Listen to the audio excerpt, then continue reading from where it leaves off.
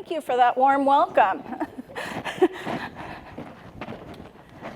So I'm really excited to be here, especially seeing how the crowd has grown. And what we're going to talk about today is a little bit about awakening our futuristic mindsets and how we go about doing that. At the Institute for the Future, that's all we focus on, is awakening that mindset and using it in order to further humanity. So when thinking about the future, many of us, we often assume that things will continue moving in the same direction that they have been in the recent past. Or we make these huge leaps that make us think, wow, what are we going to do with that future? Why do we do that? Because at the same time we're making those assumptions that the future is going to continue the same way, around us we're witnessing and experiencing all these changes. And where do these changes come from? They come from the disruptions that we see around us. That disruption being a break in the patterns. So we're used to things going like this, but all of a sudden when there's a break, it causes us to kind of step back. So these disruptions around us, they can come in so many different forms, whether it's in the form of nature and changing natures, or whether it's in the form of economic earthquakes or political paradoxes, or whether it is scientific discoveries or technical innovations. All of these things, they largely pull us into the future. So understanding how to awaken our futuristic mindsets and think like a futurist allows each of us that freedom to be able to shape the future and to own our own collective future.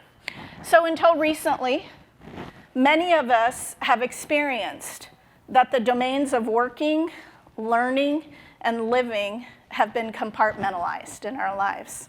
In fact, so much so that it used to be that we would keep our work friends separate from our school friends, separate from our life friends.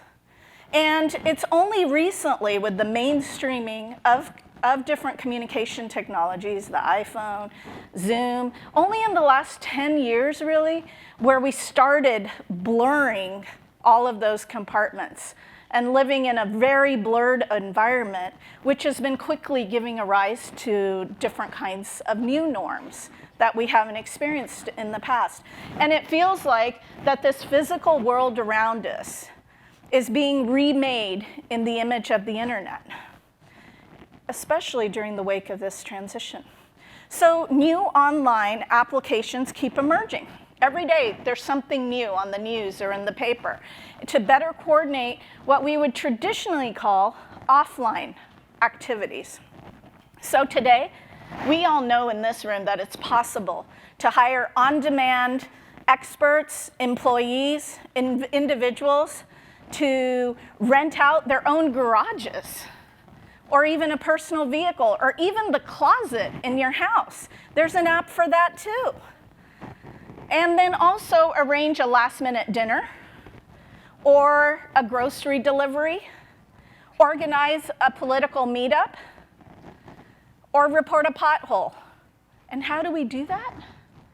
We do that with the touch of a screen. So from machines as our boss, like in Uber and Lyft, to the ability to die 1,000 deaths and still live on in like Fortnite, which just went off the air for a while, in case there's any fans out there, all by simply hitting the reset button on your screen. We all know that these technologies don't always translate to real life, even though it feels like the internet is making that transition for us. And that's evidenced by, for instance, by the increasing suicide rates among teens and all over. Maybe what they believe is that the reset button also exists in real life.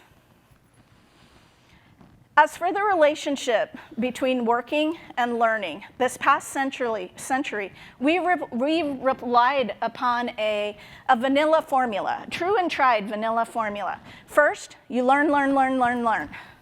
And then you get your entry-level job. That's not your real job, it's just the entry-level job. And then you actually get a career. And that everything is so involved that those steps are in place, and then you buy a house, you get married, you buy a house, and you squeeze your personal life in there someplace whenever you can. And it's all geared toward this bright star of an employer.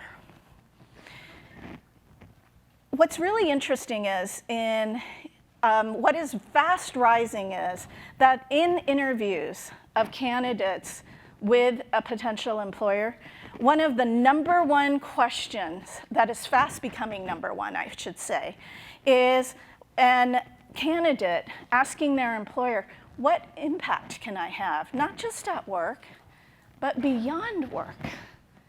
What impact can I make? So the whole idea of the purpose of work for that candidate is beginning to change. So in our time together, I'll continue to draw upon IFTF research, Institute for the Future's work and learning research, and lead an investigation into 2030. Along the way, here's what I'm going to do. I plan to arm you with 3 to 4 tools, futures tools, that you can use in your everyday life to awaken futuristic mindsets, to practice them, and also, the most important result, to infuse the present with possibilities. So let's put yesteryear's formulas, conventions, and assumptions aside and take an expedition into 2030. The first step of this expedition is to transport yourselves into the future. So why do we do that? Well, you know, a lot of people, a lot of companies, a lot of organizations are solving problems today. But the problems they're solving today are actually the unintended consequences of the decisions that were made in the past. So we're all busy solving for those unintended consequences. To actually solve the problems of the future, you have to understand the problem of the future and work backwards from there. And so, in order to transport ourselves into the future, here's what I want you to do. I want you to grab your phone or whatever so that you can write down your age. Write down your age. And if you don't have anything to do it on, close your eyes and think of your age. Because now you're going to envision putting a plus sign after your age, adding 10, drawing an equal sign, and looking at that number. Circle it 3 times. Circle that number 3 times. That is such a simple futures tool that we use to immerse ourselves in the future. Because when you think 10 years out and you look down at that age, you begin to think very differently. It's not about sitting here and solving for the future. It's about being in the future. And how do you get yourself in that mode? One word. How will your body look like in 10 years?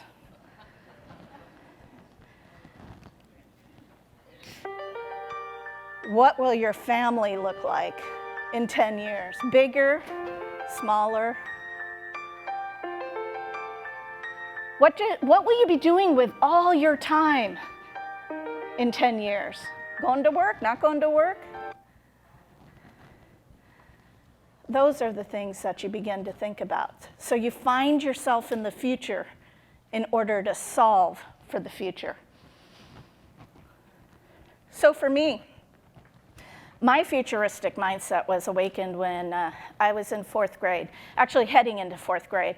So I grew up in India, and in India you go to school all year round. And in the summers, my dad would give us assignments and pop quizzes. And for my chapter book, for one of my very first chapters book, this is the book I had to read. It was all dog-eared and yellowed, and pages were torn out, and it was all marked up. And I'm like, I don't think anyone's reading this. None of my friends are. They're like outside playing. And Dad's like, yeah, read it the best you can. We'll talk about it when I get home from work, and then you get a quiz. And I'm like, oh yay, future shock. Well, I was shocked to have to actually get into that. But, you know, it's interesting because I've come full circle in my career back into the futures space. And what really attracted me was because in that book, there was all these things that sounded so concrete. And I wondered, how can anybody actually predict the future? Well, Alvin Toffler and his wife Heidi, actually, she doesn't get as much credit.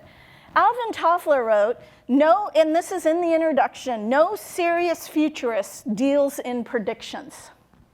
So you don't use predictions to actually understand or investigate the future. Instead, what you do is you look around and you ask yourself this one question. And you guys, we're gonna turn this question into a chant, so practice it. One question. What difference will it make? You ask yourself as a scientist, what difference will this make?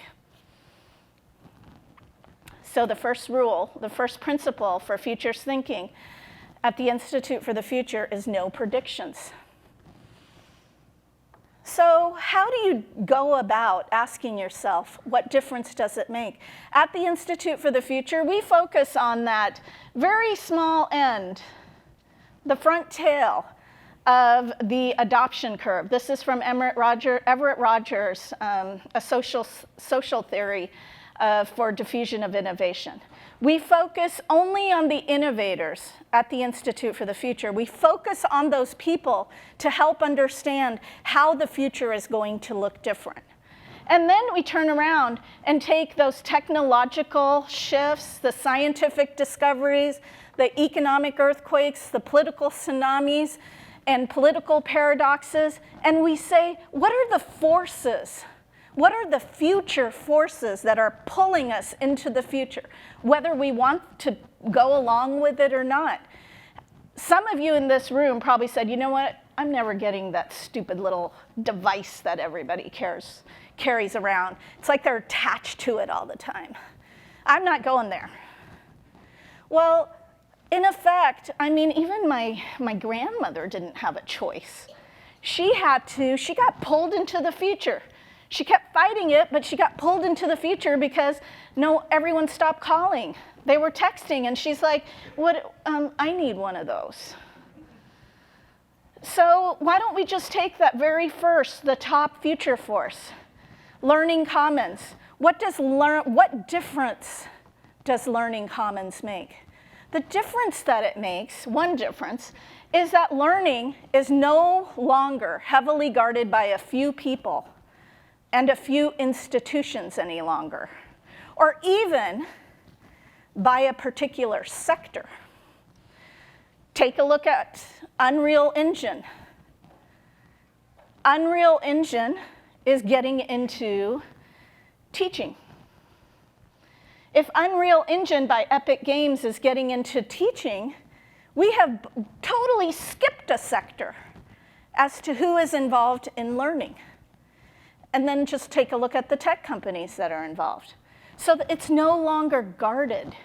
And that's one of the differences that are made. So let's apply future forces to an example of changing iconic norms.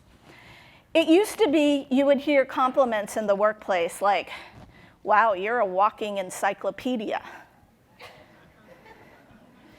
And today, we go to Wiki.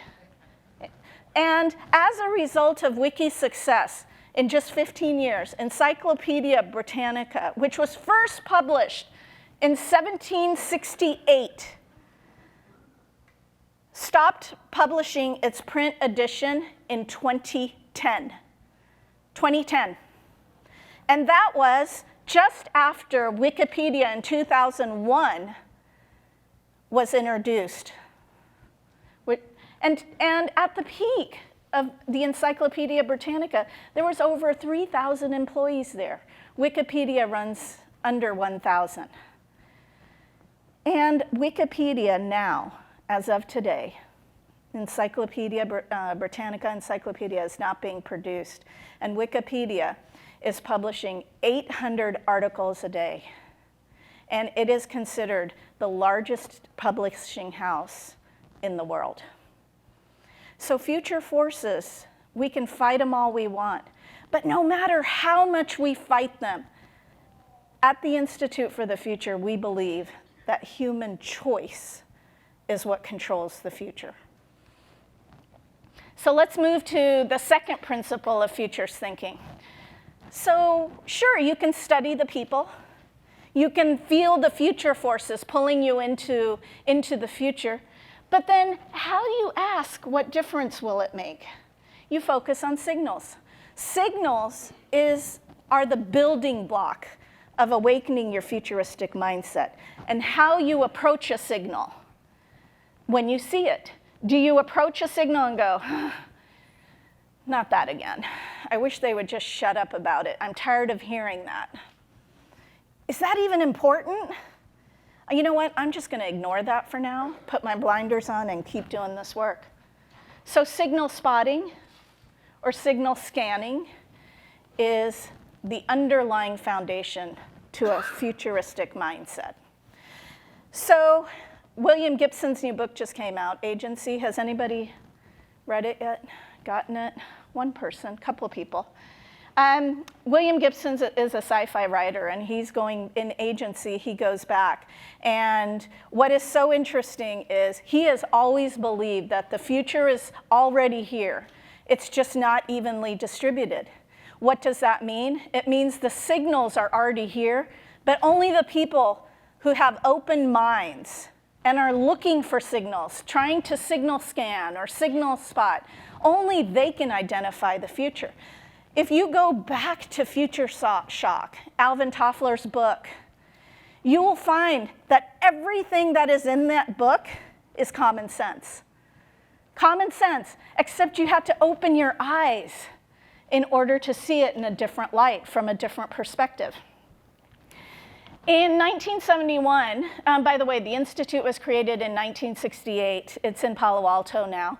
And in 1971, Alvin Toffler and his buddies, like Roy Amara and Olaf Hemler, people who wrote the underlying theory for the internet and for the communication technologies, they are the one who actually established the Institute for the Future. You can see this archive. In this archive, things like cashless transactions, things like shopping and libraries. This is back in 1971 that these things were written up at the Institute. But Amazon didn't come about until almost 25 years later in 1996. So you could see the signals. 1968, 1970, 1971, all those signals that had arisen from President JFK's moonshot speech. Things like Upwork and Fiverr are all identified in this archive. Netflix and HBO Go, because of the signals around us. Here's a signal for you. How many of you know the Hays Global Skills Index? It's in its 8th year now. There's one person. It's in its 8th year now, this Hays Global Skills Index. These are the factors that it takes into consideration, with education flexibility being one of them. What's really interesting about that is education flexibility. The more flexibility is, the more likely the economy will be able to handle the future. And I think you'll be surprised to see where the US falls. I won't give it away. So what? That's what we focus on. What difference does that make? So what? What continues to puzzle economists is why traditional mechanisms, financial mechanisms, trends, etc., aren't coming into play. So this is what actually starts our investigation into that field. According to the Hays Global Index, for US to adjust quickly to what's going on to the future is going to be pretty tough. Why is it tough? We have to forecast differently in order to understand that. Take another signal. Meet Sophia from Saudi Arabia. She is the first non-human citizen in the world. She has citizen rights in Saudi Arabia. So what? What difference does it make? The EU is now hosting an electronic personhood movement. New frameworks are being developed that, what if Sophia is the one that brings in income and has sales? How does gross sales tax work? Well, right now, computer doesn't get counted as bringing in sales tax. Humans get counted as bringing in sales. What happens to Social Security? What happens to Medicare? What happens to the entire infrastructure? Who owns the patent if Sophia comes up with it? That's the so what. That's the power of looking at the signals and asking yourself, what difference does it make? Here's another signal. The world's first robot lawyer. I don't think I'd give it justice in how I might explain this to you, but what I want you to think about when you see this signal is, what difference will it make in education in futures, what we at the Institute call alternative futures? So, in a room, there's always people that say, that's not going to happen. And then there's the others, hey, why don't you go to Do Not Pay on your phone right now, and you can see that this is real. And then there's others that say, yeah, well, it doesn't work, and it happened with Equifax, but it's really not going to live on, so let's leave it. You have all these different kinds of thoughts just in one room or in one committee meeting or even in your family. And that's what we call alternative futures. You can actually harvest the energy of an individual, of your whole team, by using the alternative futures methodology. Growth, constraint, transformation, and collapse. You can imagine a future just with Do Not Pay, just with Sophia, and think about what could really happen if the assumptions were carried out in that future. So here's an alternative future that I want to share with you from the Institute for the Future. What we began to think about was, what will assessment look like 10, 15 years from now? What is learning going to look like 10, 15 years from now? So what we do at the Institute is we take that thinking and we translate it into what we call futures artifacts. And futures artifacts represent the future for us. It gets you thinking different, lets you imagine what might happen, just like in a video or a movie, so that you can immerse yourself. So this is about social earning. What I want you to watch when you watch this is everything in this futures artifact exists today. And all we did is take the signals that exist today and put them together in order to create this story. So alternative futures, social learning our way to the future. Over the coming decade, eye tracking will enter the 3D world of AR and VR. For both learning and marketing, it will not only track what you're paying attention to, it will also become your content controller, helping you zero in on what's more important or exciting to you. And to measure your level of excitement, facial recognition software, enhanced with artificial intelligence, will begin to read your emotions as you move through your immersive experiences. Your feelings about the experience, whether it's a product or a learning experience, will guide what happens next. If you're bored, the subject will change. If you're absorbed, you'll go deeper. All of it tracked in your personal digital record. So what's interesting about a futures artifact is that it feels familiar, but yet it makes you take a little bit of a leap forward. The familiarity comes from those signals that we're already seeing and witnessing and experiencing around us, but we're not able to take it and actually see how it might actually be used in the future. So let's go back to the principles. This is the third principle of futures thinking, looking back to look forward.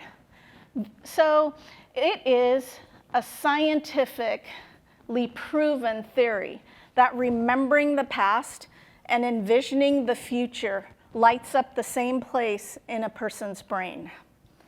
Same place. So when you think of writers who write about the past or writers that write about the future, they kind of end up being the same people. So always having history people on your team is really, really important. People who know how to investigate, anthropologists, sociologists, archaeologists, all those things that we're trying to push out of our higher education systems today. Those are what allow us to really efficiently, truly think about the future. So what's interesting is a quote that we use from Mark Twain, we've kind of stolen it from him, is that history doesn't repeat itself, which it does, right? We all know that. But it often rhymes. And take this example, the printing press and the internet. The printing press and the internet, when the printing press was coming out, the clerics and the leadership were like, oh my God, the people are gonna have access to all these books. What are we gonna do? They're stupid and they're gonna be making decisions now. What's been happening with the internet? Same thing. Who can actually, where can you learn things? Who can make the decisions? How can things change? Who should have the power? Whose turf is this? Have all become major, major issues. And the same concerns flow. Who should have access to what? So censoring, controlling information, history's repeating itself. And here's a different way that history rhymes, or the future rhymes with the past. Symbolic representation. We all know the right-hand side of this diagram. The right-hand side is a symbolic representation of solving for many, many complex variables. The left-hand side is the new way of doing this through different kinds of games. And to be able to understand how things come together through an experience of a game, this is the exact same thing, the left-hand side and the right-hand side. You can go to Was It and go check it out and go deep into why it represents the same thing. Basically, by collecting points, you begin to understand how to add, subtract, multiply, divide, and at the same time, use that basics to be able to solve for the other side. So then, how do we actually get to be able to go from that right-hand side to the left-hand side in that last slide, that symbolic way of thinking to that game side? Well, one of the tools we use is called Flip to the Future. Flip to the Future is really, really easy to use, and I'm going to showcase it to you here because of the intersection of working and learning. So all you do is, number one, you think of today's truths. What's true today? Shoes are worn on your feet.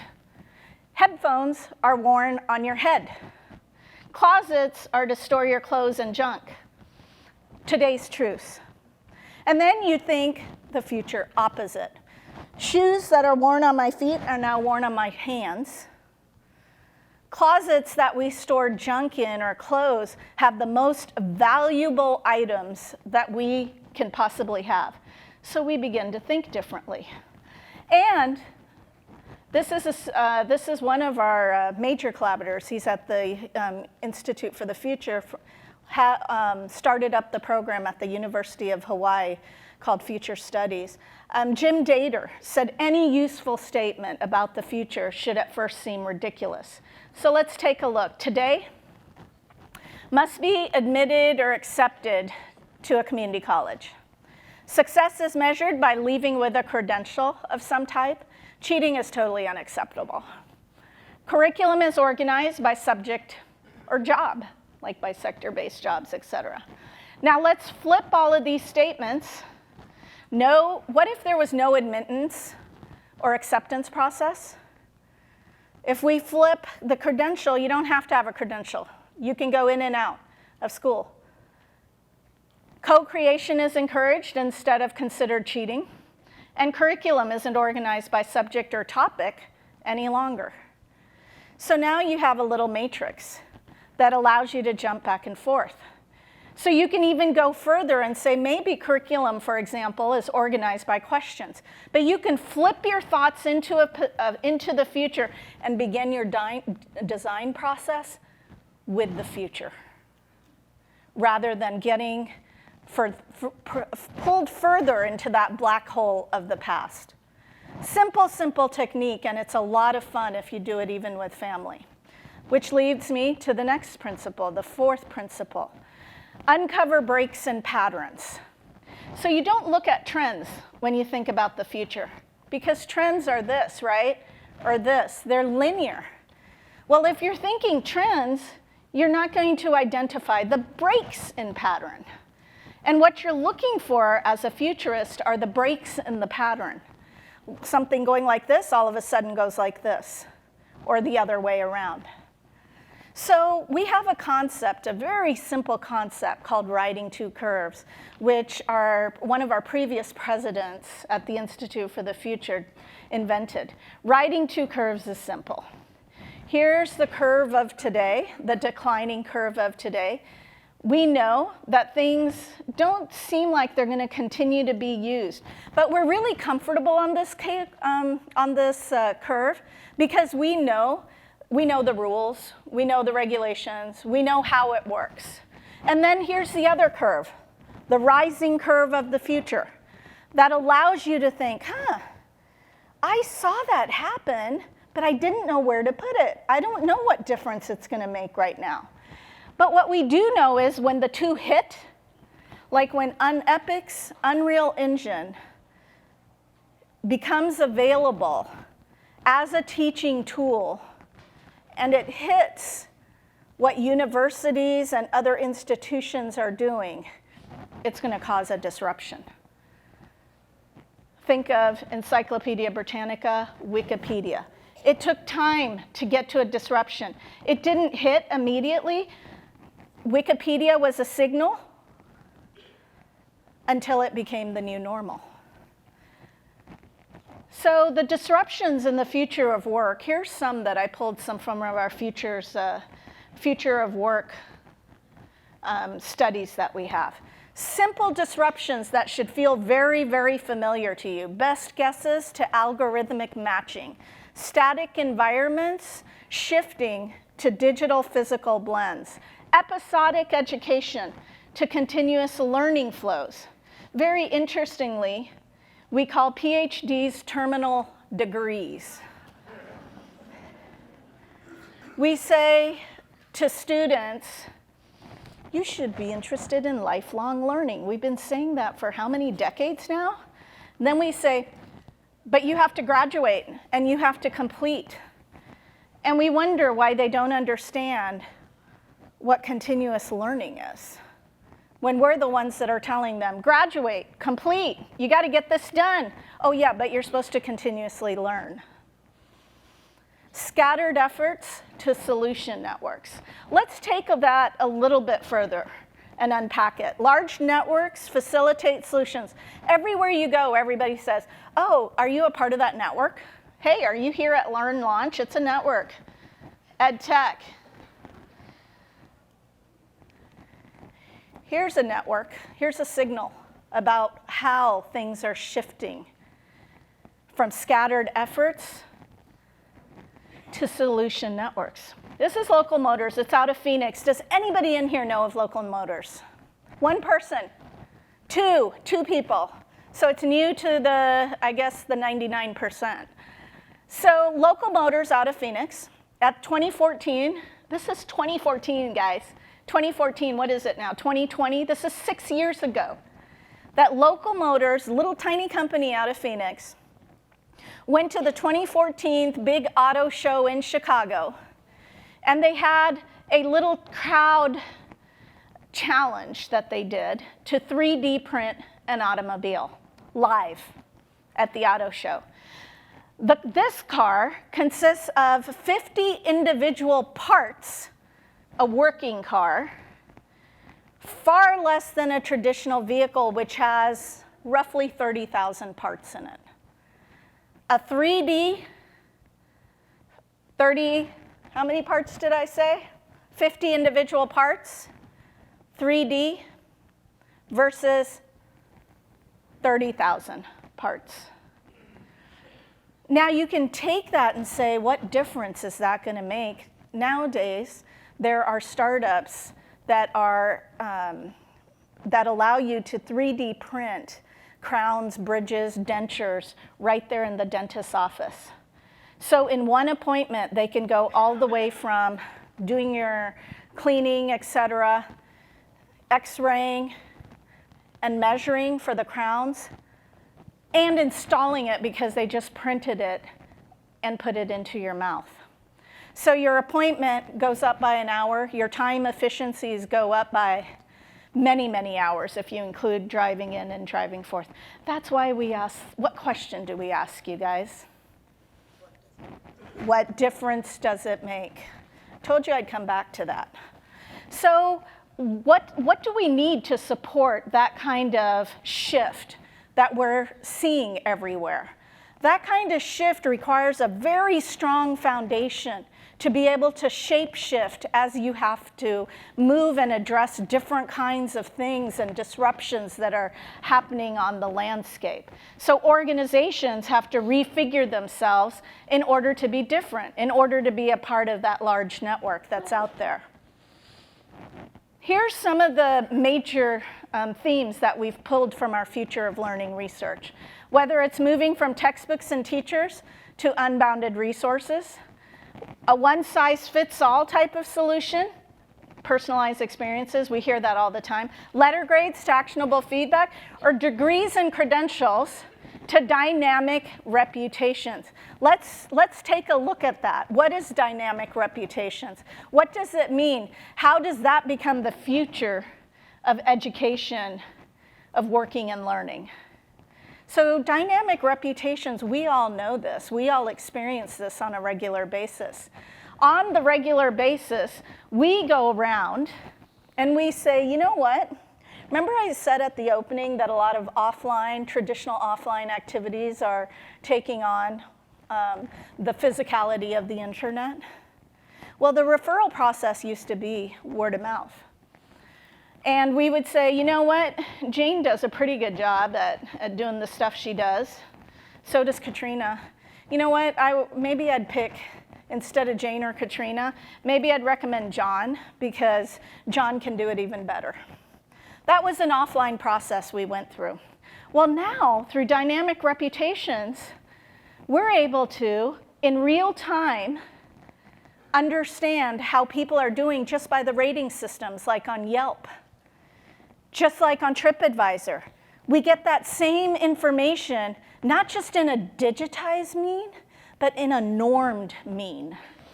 By reading reviews, by looking at ratings, you actually get the bell curve all normalized as a way of getting that same kind of reference. Check it out on Upwork if you haven't heard of it. Here's another signal. Look down towards the bottom. The future doesn't care how you become an expert. Right there is a signal of what the future could look like. If it doesn't care how you become an expert, then what happens with elitism? What happens with being able to put brands into a certain hierarchy? That's what we're working with, for instance, like with Mercedes.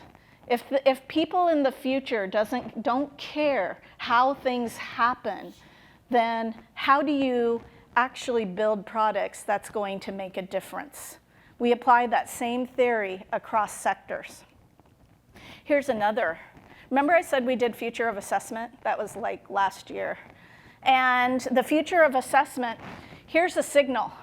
This is a signal where you can do a search on the internet, right? This is tests without knowing.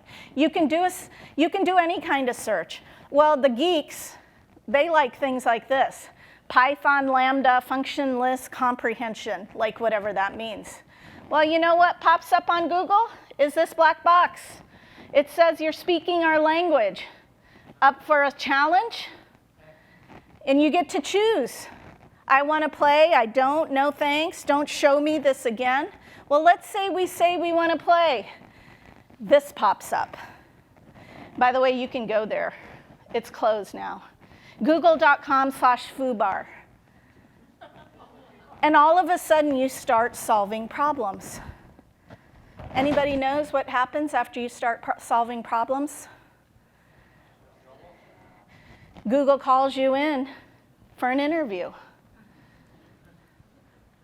Google calls you in for an interview, and then most likely you end up getting hired. These kinds of curves that we have to ride as people today because of the change and the disruption that's going around all of us. In order to understand that future at the Institute, we cross multiple curves in order to lay out multiple alternative futures. And that's where the disruptions and shifts come into play. So here's an example of riding two curves. So today's, we call everybody a student, right? At the Institute, we actually call students working learners. And we call them working learners because most are working and learning. Maybe not for pay, but they're working and learning. This whole internship thing, externship, call it whatever you want to call it. So on this curve, this is the declining curve. At the top of that curve, we map students put work on hold to go to college. Students actually pay for college. Students apply and pick a program or degree. And that's actually all that guided stuff that we do, which makes them apply and pick a program or degree. And then we have these signals that we plotted. This is just a very generic, just to show you how this works. And then the signals go there at the bottom. So a lot of for-profits entering the field because they know something is off and the curves aren't aligning. Some companies are beginning to say, it's okay. We can hire without a degree. I don't really know how we do that because, there's laws, there's liability, there's everything else. But you know what? We're willing to give it a chance, take a little bit of a risk. And then we know that needed skill sets are somewhat different than the last century. So those are all these movements, 21st century skills, this movement, that's whatever it is. And then we know that the future is beginning to look very different. So then working learners get paid to work and learn. And working learners do not put their lives on hold, which is what education has been telling them to do anyway by doing lifelong learning. So when you start looking at this framework, then you get, well, what gets left behind? The residual assets that gets left behind and still need to be leveraged are the green space, the indoor, that intellectual faculty and smart people at the organizations. What are some strategies that we're going to have to change with this shift from students to working learners? New staffing and recruiting needs, privacy laws even. Because working and learning coming together in our new life is going to require experts that can straddle both spaces. One space isn't going to be enough. So that brings me to the fifth principle for futures thinking, creating community. And by the way, you're going to get all these slides. I see people taking notes. So communities think collectively. And things like this, the futures artifact concept, they get created. And futures artifacts, one of them can look like this. We created this work and learn stack. It's actually a learning stack. The stack that exists today and the stack as it can transition to in the future. On the left-hand side of your screen is the learning stack, just in generic form. In the middle column is today's formal learning stack. And note that it starts at the bottom.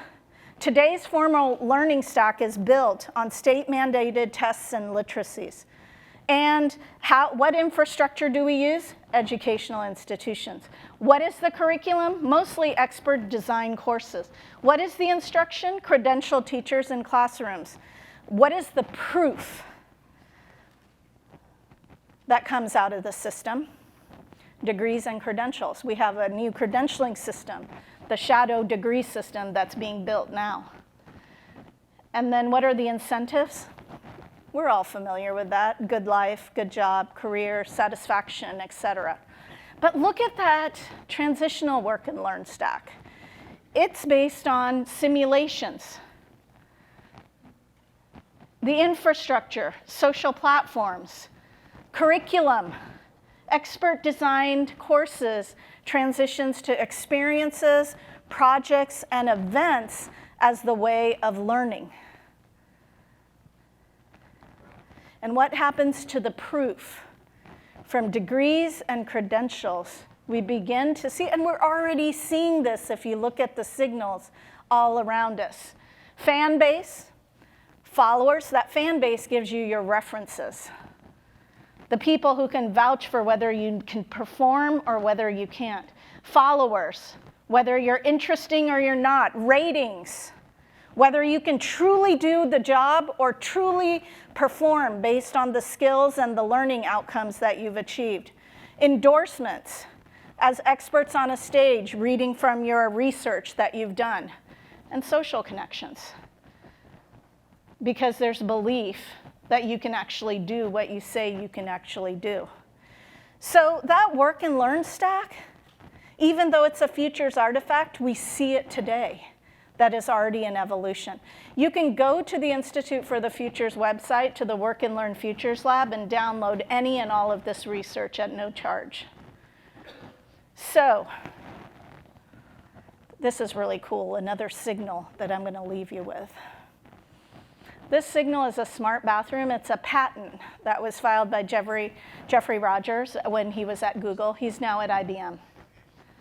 And the smart bathroom patent, this was, by the way, filed last year, beginning of last year. In this patent of a smart bathroom, it includes a mat that you stand on. In real time, can send information about your weight, about your blood pressure, directly to the database over the internet. As you're brushing your hair in the morning, looking in the mirror can spot different colors, changing shades, different growths, the amount of hair you have, and how much you're losing. Real-time information that's being fed. The smart tub. Fill it up with water, jump in, and we can map your heart in real time. Echocardiograms for $0 and no time other than while you're relaxing in the tub. And then the smart toilet. Are you on drugs? Is sugar too high? Are the proteins not right? Are you pregnant? All of that tracked in real time, day to day, versus going to the doctor in order to get that information.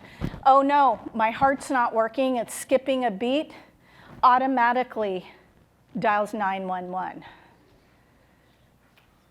And the ambulance shows up, pulls you out of the bathtub.